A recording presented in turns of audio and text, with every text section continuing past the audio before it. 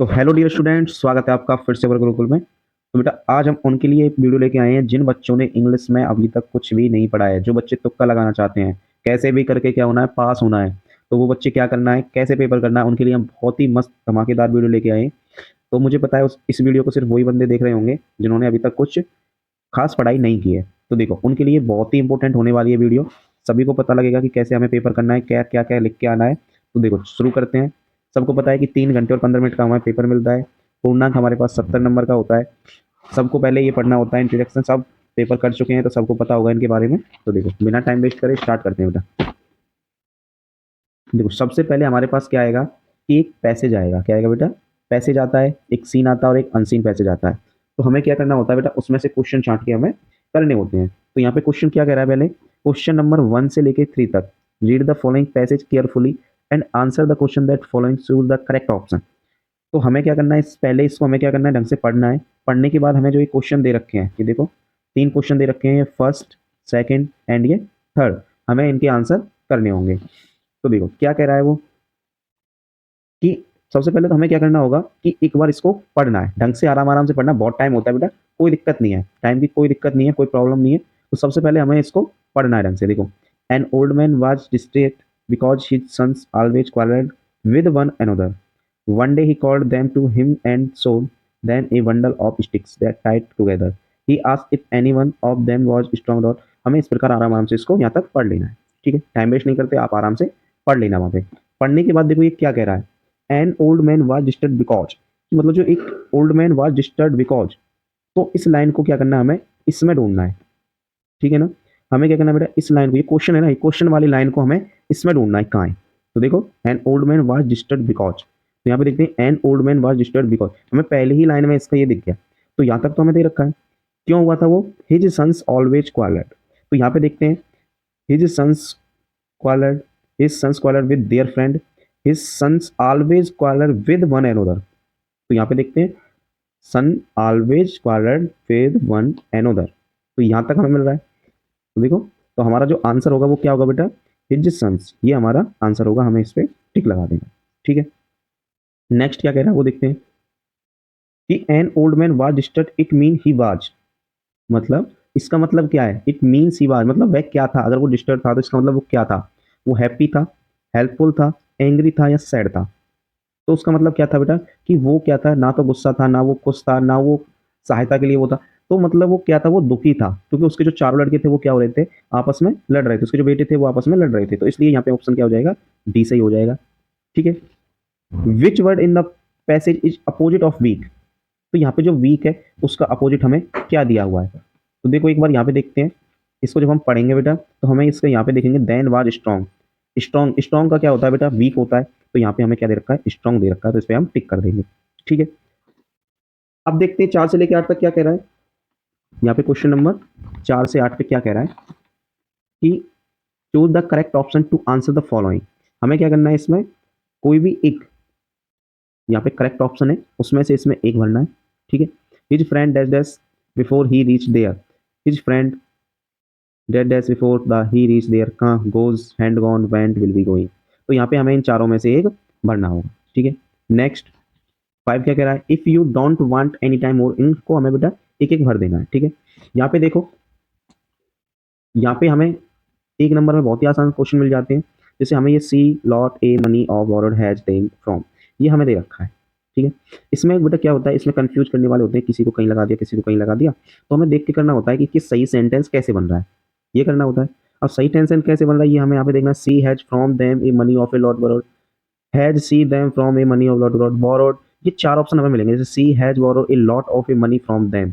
तो यहाँ पे देखना है हमें कि आंसर कौन सा हमारा सही है। अब जो तुम्हें अच्छा लगे ना, कि हाँ ये पढ़ने में थोड़ा अच्छा लग रहा है, ठीक है, क्योंकि हाँ, तुम्हें पता तो होगा नहीं कि क्या है क्या नहीं है आंसर। तो हमें क्या करना है, हमें देखना है कि इसमें से हमें कौन सा वाला क्वेश्चन ज़्यादा पढ़ने में अच्छा लग रहा है। She has borrowed a lot of money from them, या फिर she has from them a money of a lot borrow. तो आप आसानी से उस पर टिक करके आ सकते हैं। ठीक है, यहाँ पे देखो, which of the following word is misplaced. तो यहाँ पे अगर आपसे जो अच्छे हो रहे हैं क्वेश्चन OMR में, आप उनको करें पहले। ठीक है, जो नहीं हो रहे उन्हें बाद के लिए छोड़ दें। हो सकता है वहाँ के टीचर वगैरह जो तुम्हारी कुछ हेल्प कर दें, साथ के बच्चे बड़ों के हेल्प कर दें, तो उसको आप देख सकते हो आराम से। ठीक है, फिर क्या करना है कि तुम्हें कहाँ से नंबर लेके आने, तो तुम्हें चलना है बेटा पार्ट बी में। कहाँ पे चलना है हमें, पार्ट बी में। तो यहाँ पार्ट ए में तो हमें क्या मिलेगी, OMR मिलेगी, तो हमें तो वही करके आने हैं, सबसे पहले वो देखने हैं।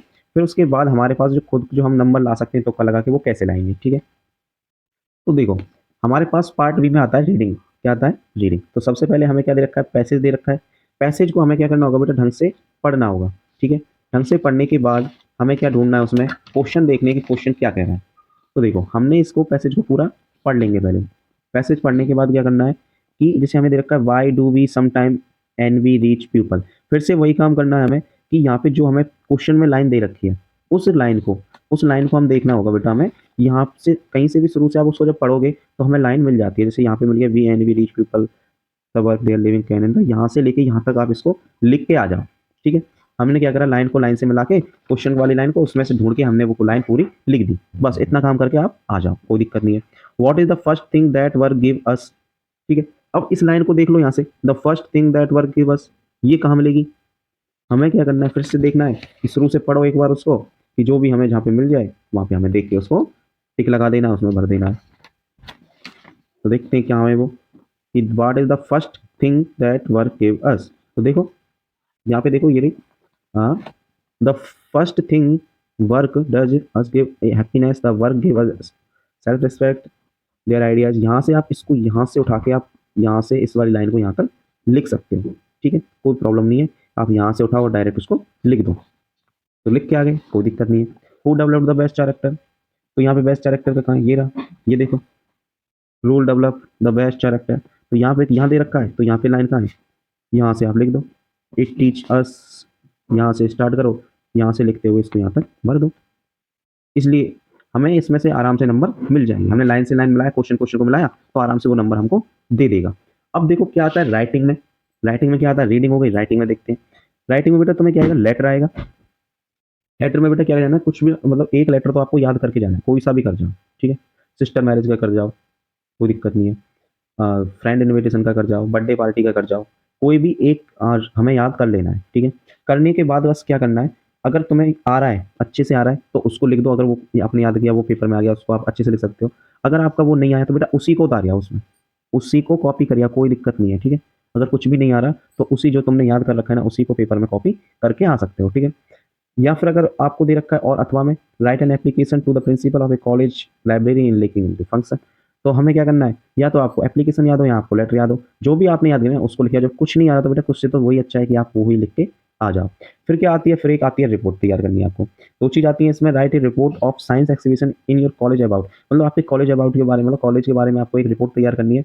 उसमें क्या क्या है, डेट, और ये तुम्हें हिंट दे रखी है, आपको डेट लेनी है, मॉडल्स बनाने, एक्टिविटीज बनाने हैं, gathering overall impression and experience, वो सब इनके तुम्हें हिंट दे रखे कि इन टॉपिकों पे आप उसमें बात लिख सकते हो, बात कर सकते हो। और क्या दे रखा होता है बेटा तुम्हें, तो देखो एक अथवा में मिलेगा आपको कि talking clues given below, right in article on use of miss use A mobile phone about 80 to 100 words.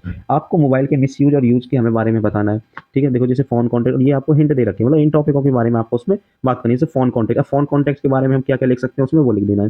Google search के फायदा क्या है, हमारे पास नुकसान क्या है, वो हम लिख सकते हैं। एंटरटेनमेंट के लिए हम मोबाइल में क्या यूज कर सकते हैं, उसके क्या यूजेस हैं, क्या अनयूजेस हैं। मोबाइल फ़ोन के बारे में आप लिखना है। शॉपिंग, उससे हम शॉपिंग कर सकते हैं, शॉपिंग करने के क्या मिस यूज है, क्या यूज है उसके। साइबर क्राइम के बारे में, हार्मफुल मतलब इन जो हमें ये दे रखे ना टॉपिक, इनके बारे में हमें बता देना है, ठीक है। हिंट दे रखी है हमें, इन टॉपिकों के बारे में उसमें बात कर सकते हैं। अब ग्रामर में बेटा क्या होता है, देखो इनडायरेक्ट स्पीच, पैसिव वॉइस, पंक्चुअलेट। अब हमें क्या करना है बेटा, एक आता है इसमें 4 नंबर का, क्या आता है कि हिंदी टू इंग्लिश में ट्रांसलेट करना आता है। हमें हिंदी से क्या बनानी होती है, इंग्लिश बनानी होती है। जैसे हमें ये दे रखा है, वर्षा ऋतु सभी ऋतुओं से अच्छी होती है, चारों नजारे दिखाई देती है किसी के लिए, तो इसको तो हम आराम से बना सकते हैं। सेंटेंस करेंगे तो हम इनको आराम से बना सकते हैं, इसमें कोई वो नहीं है, ठीक है। और देखो और क्या आता है आपके लिए पेपर में, और ऐसा क्या, और ये देखो सबसे अच्छा काम क्या करना है हमें, हमें मिलेंगे फ्रेंड में जाके क्वेश्चन आंसर। क्वेश्चन आंसर में क्या करना होगा, देखो क्वेश्चन आंसर भी हमें 2 प्रकार के मिलेंगे, कि एक तो 30 से 40 वर्ड वाले मिलेंगे, और एक मिलेंगे आपको 60 वर्ड वाले मिलेंगे, ठीक है। ये हमें ध्यान देना है, 130 से 40 वाले और ये 60 वर्ड वाले, हमें इनमें ध्यान देना है कि 30 से 40 वाले में 4 या 5 लाइन ही भरनी है, और 60 वाले में हमें 6 से 8 लाइन ही भरनी है, ठीक है। ज़्यादा उसमें वो नहीं करना कि हम एकदम पूरा पेज भर दें, 2 पेज भर दें एक ही क्वेश्चन में, तो बेटा ऐसा करने से आपको कोई फायदा नहीं होगा, ठीक है। तो हमें करना क्या है, जैसे हु वाज एंड फ्रैंक, हमें ये क्वेश्चन दे रखा है, who was Anne Frank where did he she write a diary. तो बेटा हमें पता है कि हम पे आता तो कुछ है नहीं, ठीक है, हम नहीं पढ़े पूरी साल, हमने ऐसे ही गवा दी।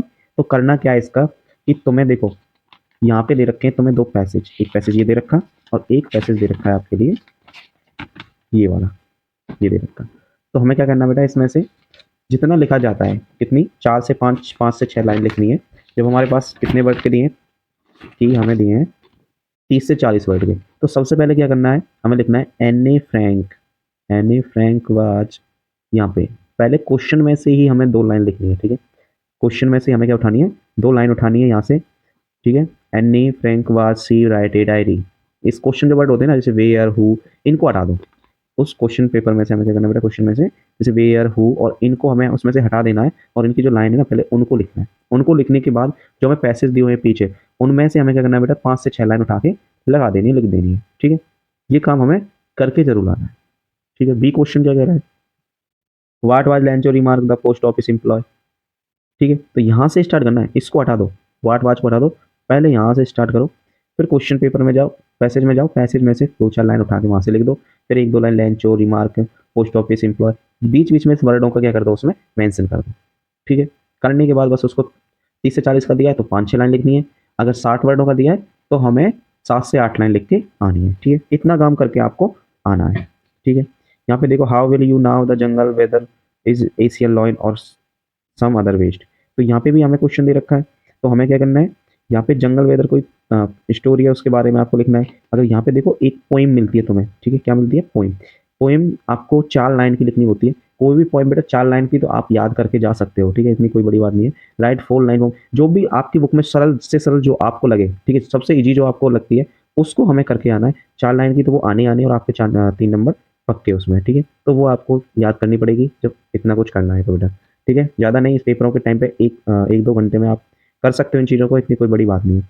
तो इनको हमें क्या करना है बेटा, याद करके जाना है, क्योंकि ये तो फिक्स है, ये तो फिक्स है कि आनी आनी है, तो आप इनको याद कर सकते हो। एक होता है बेटा सेंट्रल आइडिया, यहाँ पे देखोगे सेंट्रल आइडिया आता है 3 नंबर का, ये भी फिक्स है। कोई भी आप याद करके चले जाओ, किसी भी पोएम का आप याद करके जा सकते हो, कोई दिक्कत नहीं है, क्योंकि वहाँ पे पता है हमें कोई ना कोई एक आना ही आना है। हमें ऑप्शन मिलते हैं, 3 ऑप्शन मिले, यहाँ पे इन तीनों में से किसी एक का लिखना है, ठीक है। तो आप अगर 2 का भी करते हो तो भी आपके कोई ना कोई आ ही जाएगा और इसको आप लिख सकते हो। तो यहाँ से कुछ नंबर ऐसे हैं जो हमें फिक्स पता होता है कि ये आने आने, तो हम उनको याद कर सकते हैं, ठीक है। तो देखो यहाँ पे क्या कह रहा है, an answer any one of the following in about 30 से 40, तो यहाँ पे भी हमें 30 से 40 वर्ड में क्या देना है, हमें आंसर देना है। यहाँ पे वही काम करना है, हमें नहीं पता तो कि what treatment did the doctor give to Tricki, तो यहाँ पे treatment did the doctor give it Tricki, यहाँ पे पहले लाइन इसको व्हाट को हटा के लिख देनी है, उसके बाद हमें कहीं पैसेज से या फिर क्वेश्चन पेपर से कहीं से भी 3-4 लाइन 4-5 लाइन हमें लिख देनी है। यहाँ पे देखो ये बैन को हटा देंगे, फिर यहाँ से द तहसीलदार साहब होम पोली विलेज, इसको हम यहाँ से लिखना स्टार्ट करते हैं, ठीक है। सेम 10 क्वेश्चन दे रखा है, यहाँ पे हमें 60 वर्डों में लिखना है, ये हमें 4 नंबर के मिलते हैं, ठीक है। तो यहाँ से भी हमें बेटा क्या करना है, ये हाउ वगैरह काट के यहाँ से स्टार्ट कर देंगे, भोली टेकन टू स्कूल और प्राइमरी एजुकेशन, तो यहाँ से हमें स्टार्ट करके लिख देना है, ठीक है। तो ऐसे ही हमें जो भी हमें क्वेश्चन मिलते हैं, तो क्वेश्चन में बेटा वाट वगैरह इनको हमें हटा के पहले क्वेश्चन वाली लाइन को ही हमें पेपर में लिखना है, उसके बाद हम कहीं से भी लाइन उठा के उसमें लिख सकते हैं, ठीक है। अगर कुछ भी नहीं आ रहा तो बेटा ये काम जरूर करके आना है, ऐसे नहीं कि कोई क्वेश्चन नहीं आ रहा उसको आप छोड़ के आ जाओ, छोड़ना कुछ भी नहीं है, ठीक है। नंबर आपको जरूर मिलेंगे उसमें, आप लिख के आ रहे हो तो नंबर मिलेंगे, जब लिख के ही नहीं आओगे तो नंबर आपको मिलेंगे ही नहीं, पता है ना। जब आप कॉपी खाली छोड़ के आओगे तो बेटा टीचर भी आपको नंबर कहीं देगा ही कहीं, वो कहाँ देगा बताओ। अगर आप कुछ लिख के आ रहे हो तो उसमें बेटा जहाँ पे 2 नंबर का है आधा या 1 नंबर तो आपको मिल ही जाएगा, ठीक है। तो इसलिए कॉपी खाली छोड़ के नहीं आनी है, हमें क्या है सब काम करके आने और कॉपी उसमें भर के आनी है, ठीक है। तो बेटा वीडियो को लाइक करें और हमारे चैनल को सब्सक्राइब करें।